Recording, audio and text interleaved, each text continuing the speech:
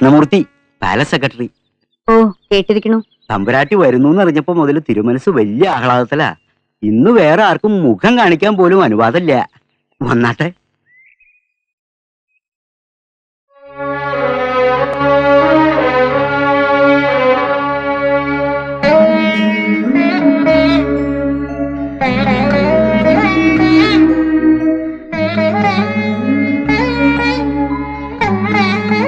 നിന്നോട് എന്താ പറയാന്ന് എനിക്ക് അറിയില്ല പത്മിനി.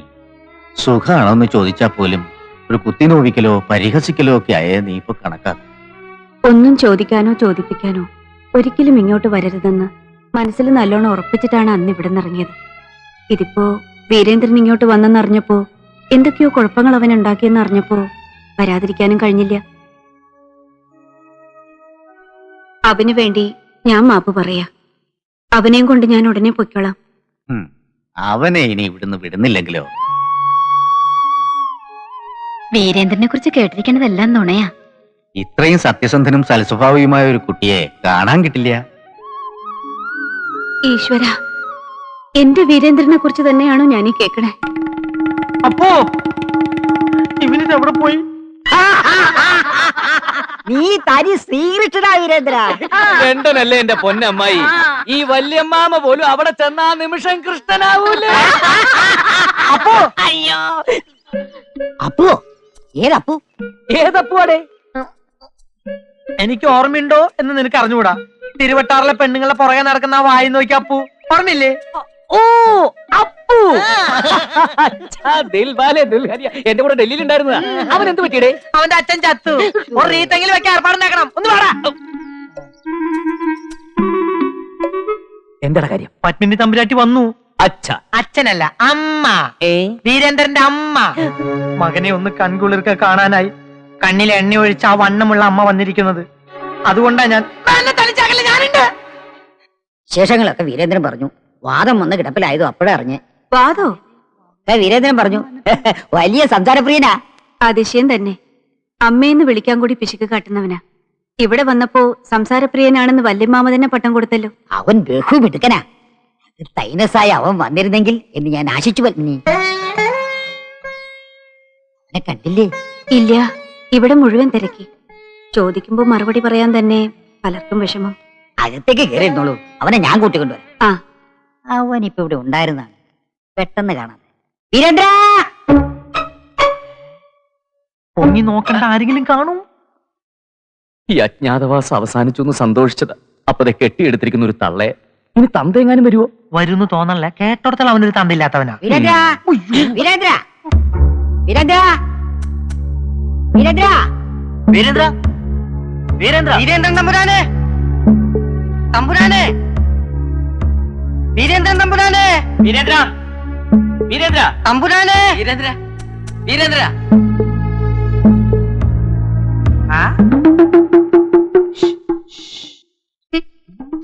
തമ്പുരാന്റെ ഓരോ വികൃതികള്. മടിയേ, ആ തള്ള ഇവിടെ നിന്ന് ഓടിക്കാതെ നിവൃത്തിയില്ല. നീ പോയി എന്തെങ്കിലും ഒന്ന് ചെയ്യേ. ഞാനൊന്ന് വരട്ടിയാലോ? ഒരു ഉഗ്രം വരട്ടിയാ അവര് വന്ന വഴി ഓടും. എങ്കി വേഗം പോയി ഓടിക്കടാ. വരണു. ആരാ അത്? അറിയില്ലേ? സ്നേഹിതനാ, വീരേന്ദ്രന്റെ.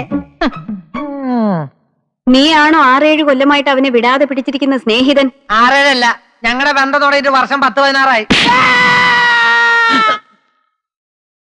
ഇത്ര ഒച്ചയെ വരട്ടെന്താന്ന് അവനോട് പറയായിരുന്നു. ഇവിടെ വന്നിട്ട് നീ അവനെ വിടില്ല അല്ലേ? നിന്നെ തന്നാട്ടെ.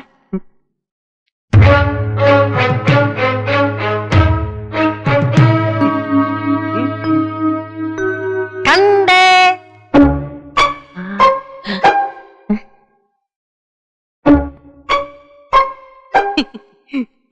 എന്താ കുട്ടി ഇത്? നിന്റെ ഒളിച്ചുകളിൽ കുസൃതിയൊന്നും നിന്നെ വിട്ട് പോയില്ലേ?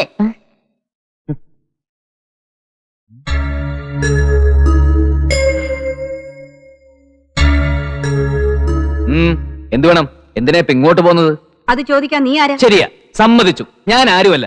പക്ഷെ എനിക്ക് നിങ്ങളെ വിടാൻ പറ്റില്ലല്ലോ. എടാ നീ മിണ്ടിപ്പോരുത്. അമ്മയാണ് പോലെ അമ്മ. സ്വന്തം മകനെ കാണാൻ ഇറങ്ങിയിരിക്കുന്ന ഒരു അമ്മ പ്രസവിച്ചതുകൊണ്ട് മാത്രം ഒരു അമ്മ അമ്മയാകുന്നില്ല. സ്വന്തം മകന് നിങ്ങൾ ഒരു ഇറ്റ് സ്നേഹം കൊടുത്തിട്ടുണ്ടോ? സ്നേഹപൂർവ്വം അവനെ മോനെ ഒന്ന് വിളിച്ചിട്ടുണ്ടോ? പിന്നെ എങ്ങനെ മകൻ പോക്കരിയാവാതിരിക്കും? തെരുവുകൾ അടക്കി പിടിക്കുന്നു, ഗുണ്ടയാവാതിരിക്കും. ഇന്ത്യയിൽ മാത്രമല്ല, ചിലപ്പോ അവൻ ലണ്ടനിൽ പോലും വൃത്തിയോട് കാണിച്ചു വരും. ഇതിനൊക്കെ സമാധാനം പറയേണ്ടത് നിങ്ങളാ. നിങ്ങൾ ഒറ്റൊരുത്തിയ. നിങ്ങളൊരു അമ്മയല്ല, ദുഷ്ടയാണ്, ദുഷ്ട. ഈ ലോകത്ത് ഒരു സ്ത്രീയും സ്വന്തം മകനോട് ഇത്ര ക്രൂരത കാണിക്കരുത്. അതിന് നിങ്ങളൊരു സ്ത്രീയല്ലല്ലോ, പിശാചാണ്, തനി പിശാച്. ആരാ ഇവൻ? ഇതൊക്കെ പറയാൻ മാത്രം ആരാ ഇവൻ? അങ്ങനെ പറയരുത് പത്മിനി. എത്രയായാലും സ്വന്തം മോനല്ലേ. മകനോ? ഇല്ല, ഇവരെന്റെ അമ്മയല്ല, ഞാൻ ഇവരുടെ മകനുമല്ല. വീരേന്ദ്ര മതി. വീരേന്ദ്രനോ? ഇവൻ ഇവൻ വല്യമാമി, ഇവൻ മതി, നീയൊക്കെ പിന്നെ പറയാം. അടുത്തേ കൊണ്ടുപോയിക്കോളൂ. അങ്ങോട്ട് പോവുക. എത്രയാ ഇതിൽ ഭേദം അവളെ അങ്ങ് കൊല്ലാമായിരുന്നില്ലേ? അളിയാ, കളിക്ക്.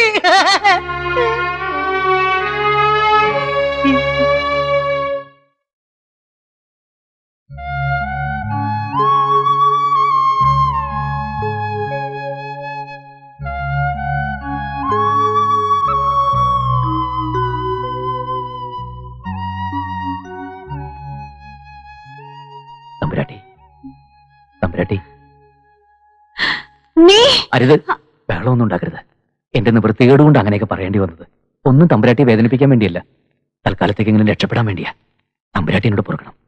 നീ ആരാ? എന്തിനു വേണ്ടിയാ ഇതൊക്കെ? പറയാം, എല്ലാം പറയാനായിട്ട് ഇങ്ങോട്ട് വന്നത്. മുഴുവൻ കേൾക്കാനുള്ള ദയവുണ്ടാകണം. അപ്പൂന്ന് എന്റെ പേര്. ഇവിടെ അടുത്ത് തിരുവട്ടാറാണ് സ്ഥലം. പിണക്കൊക്കെ മാറി. ഇപ്പൊ അമ്മയും മകനും വലിയ ലോഹിത്തലാ. ഉവ്. ഓ, സമാധാനായി. ഞാൻ അത് തന്നെ ഓർത്തിരിക്കായിരുന്നു. രണ്ടാളും കുറെ നേരമായിട്ട് ഇങ്ങനെ സംസാരിച്ചോണ്ടിരിക്കുക. ആഹാ. ഇനി ശബ്ദം താഴ്ത്തി വല്ല വഴക്കുണ്ടാക്കണോന്നറിയാൻ ഞാൻ കുറച്ചു നേരം കേട്ടു. ആ, അപ്പോഴല്ലേ മനസ്സിലായത്. എന്ത് കഥ പറയുക. കഥയോ? ഉവ്. ഒരു കൃഷിക്കാരനെ കുറെ പേര് ചേർന്ന് ചതിച്ച കഥ. ആ. എന്ത് വെട്ടിത്തോ കുട്ടി നീ കാണിച്ചേ? കൊട്ടാരത്തിൽ വന്ന് ആൾമാറാട്ടം നടത്തിയാ കിട്ടുന്ന ശിക്ഷ എന്താണെന്ന് അറിയോ? ചെയ്യുന്നത് തെറ്റാണെന്നറിയാം. പക്ഷേ ഇതല്ലാതെ ഞാൻ എന്താ ചെയ്യുക? അവളില്ലാതെ ഞാൻ ഇവിടുന്ന് മടങ്ങില്ല. അതിനെന്ത് ശിക്ഷ കിട്ടിയാലും അത് അനുഭവിക്കാൻ ഞാൻ തയ്യാറാ. ഇനി എന്നെ സഹായിക്കാൻ തമ്പുരാട്ടിക്ക് മാത്രമേ കഴിയൂ. ഈ കാര്യങ്ങളൊക്കെ എങ്ങനെയെങ്കിലും തിരുമനസിനെ പറഞ്ഞ് ഒന്ന് ബോധ്യപ്പെടുത്തണം.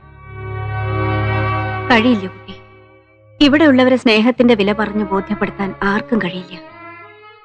ഒരാണും പെണ്ണും തമ്മിൽ ഇഷ്ടപ്പെട്ടാൽ അതിന് സ്നേഹമെന്നല്ല, തെറ്റെന്നാ ഇവിടെ ഉള്ളവർ പറയാ.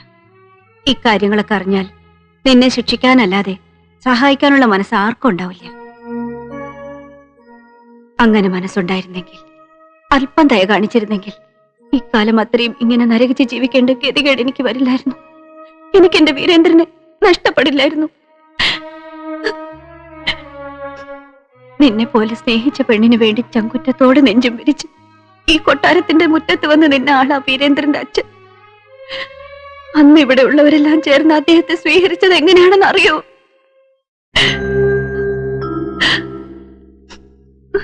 എല്ലാം അറിഞ്ഞ് ഞാൻ എത്തുമ്പോൾ അരിഞ്ഞു നുറുക്കിയ കുറെ മാംസ കഷ്ണങ്ങൾ മാത്രം.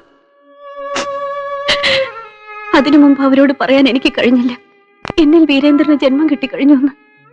ഒരു പ്രതികാരം പോലെയാണ് അച്ഛനില്ലാത്ത കുഞ്ഞിനെ പ്രസവിച്ച് ഞാൻ വളർത്തിയത്. പിന്നെ പരിഹാസങ്ങളുടെയും കുത്തുവാക്കുകളുടെയും നടുവിൽ എന്റെ മകന്റെ മനസ്സ് മുരടിക്കുന്നെന്ന് അറിഞ്ഞപ്പോൾ ഞാൻ അവനെയും കൊണ്ട് ഇവിടെ നിന്ന് ഇറങ്ങി, എന്റെ മോനെയെങ്കിലും എനിക്ക് നഷ്ടപ്പെടാതിരിക്കാൻ വേണ്ടി. പക്ഷെ കുഞ്ഞുനാളിലെ അവന്റെ മനസ്സിലേറ്റ മുറിവ് ഒരിക്കലും ഉണങ്ങിയിട്ടില്ല. അവൻ വളർന്നത് മനുഷ്യനായിട്ടല്ല, മൃഗമായിട്ടാണ്. പക മുഴുവനും എന്നോട്. ഓരോ ക്രൂരകൃത്യങ്ങൾ ചെയ്യുമ്പോൾ എന്നോട് പക പോക്കും പോലെ അവന്. അവൻ കാണിച്ചു കൂട്ടുന്ന വൃത്തികേടുകളുടെ പേരിൽ എനിക്ക് എല്ലാവരുടെയും മുമ്പിൽ തല താഴ്ത്തി നിൽക്കേണ്ടി വന്നിട്ടേ ഉള്ളൂ. ഇപ്പൊ എന്റെ മകനെ കുറിച്ച് കുറെ നല്ല വാക്കുകൾ, ഒരമ്മ കേൾക്കാൻ ആശിക്കുന്ന വാക്കുകൾ എല്ലാം ഞാൻ കേട്ടു. അത് നീ കാരണമാണ്. അതെന്തിന്റെ പേരിലായാലും ശരി, എനിക്ക് നിന്നോട് നന്ദിയുണ്ട് കുഞ്ഞെ. ആ ഒറ്റ കാരണം കൊണ്ട് തന്നെ ഞാനായിട്ട് നിന്നെ ഉപദ്രവിക്കില്ല. ഞാന് പൊയ്ക്കോളൂ.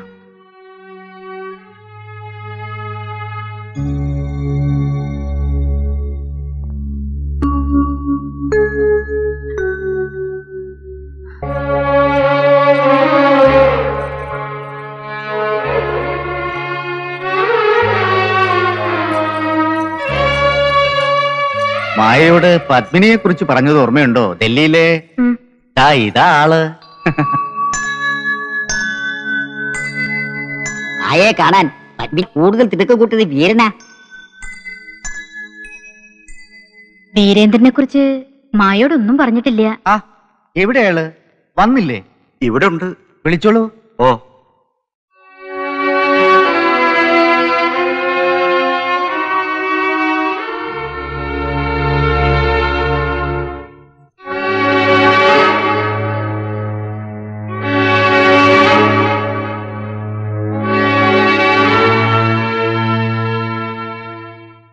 അയേ ഇതാണ് വീരൻ, വീരേന്ദ്രൻ, ദില്ലിവാല.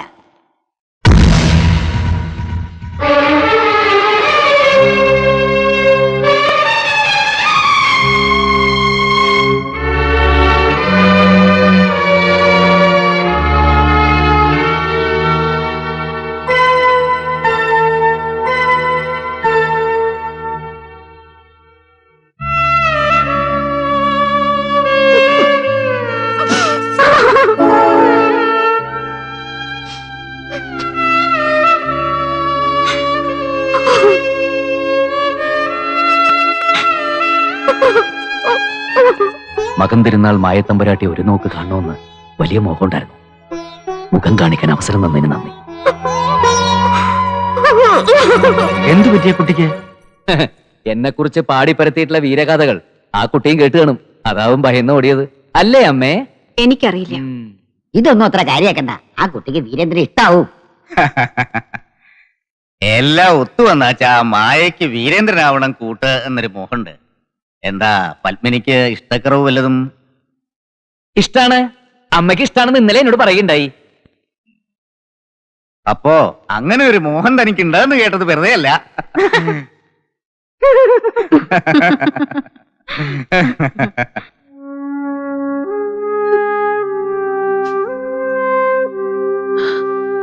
വീരേന്ദ്രൻ തമ്പുരാൻ വന്നിട്ടുണ്ട്. കാണണമെന്ന് പറഞ്ഞു. കാണാൻ സൗകര്യപ്പെടില്ല എന്ന് പറഞ്ഞേക്കൂ.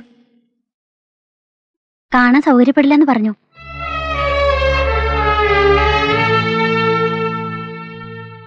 നന്നായി. കാണാനും സംസാരിക്കാനും പറ്റിയ ആളല്ല. ബലാത്സംഗ കേസിലൊക്കെ പ്രതിയാണെന്നാ കേട്ടത്.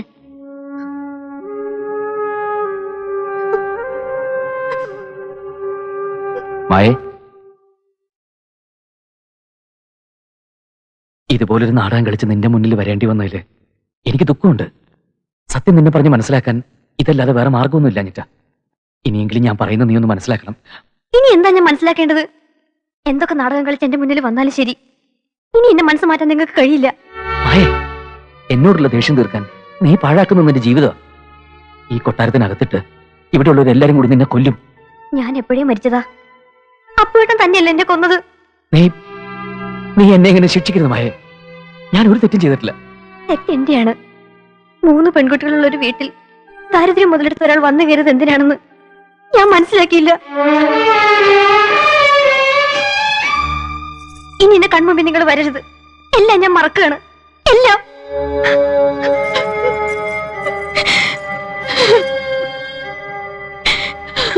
നീ എത്രയൊക്കെ ശ്രമിച്ചാലും